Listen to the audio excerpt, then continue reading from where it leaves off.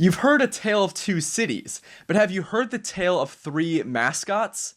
This is California State University Long Beach's Prospector Pete mascot, meant to resemble a miner from the California Gold Rush. Here's Louisiana State University's Mike the Tiger mascot. And finally, we have the University of Utah Ute mascot. They actually use a bird on the field, but it's still representative of the Native American Ute tribe. So what do all three of these mascots have in common? Well, they're all apparently offensive. Let's check it out. So last Thursday, students at Cali State Long Beach found themselves, well, mascotless. Jane Connolly, the school's president, said, "As our diversity grew and more voices were heard, we came to know that the 1849 California Gold Rush was a time in history when the indigenous peoples of California endured subjugation, violence, and threats of genocide. Today, the spirit of inclusivity is reflected in our students, faculty, staff, alumni, and community." That's gone, so what next? Must the San Francisco 49ers football team also be trashed in the name of inclusivity? And here's the strangest part of this story.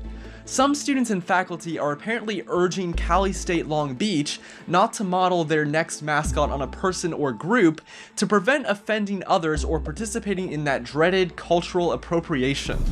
So that pretty much only leaves animals, right? And can we even use animals if they can't give informed consent? Just asking questions, folks. Speaking of animals, a petition for Louisiana State University to drop its live Mike the Tiger mascot has reached around 100,000 signatures, many from people whom I don't think have been to Louisiana, much less even the country. The petition demands the school release Mike and says, while the university has made efforts to improve the quality of the tiger's enclosure, increasing its size and adding a variety of outdoor activities, it is cruel to sentence a tiger to such captivity. Animals are not here for our amusement. Captivity? This is kind of like calling the Garden of Eden a prison just because you can't roam Earth, Hell, or Purgatory. As Joshua Tucker, the LSU College Republicans chairman, points out, Mike has a huge fan base that nearly worships him, top-of-the-line medical care and a staff that serves at his beck and call, a multi-million-dollar habitat that has room for him to run and play, and even a large swimming pool for him to swim in. I want a pool. I mean, if this is animal cruelty, sign me up. The university also pointed out that the four most recent mics were donated to the school from rescue shelters. But when it comes to appeasing the social justice gods, no good deed goes unpunished. Good deeds like, honoring the Native American Ute tribe by adopting it as your team name.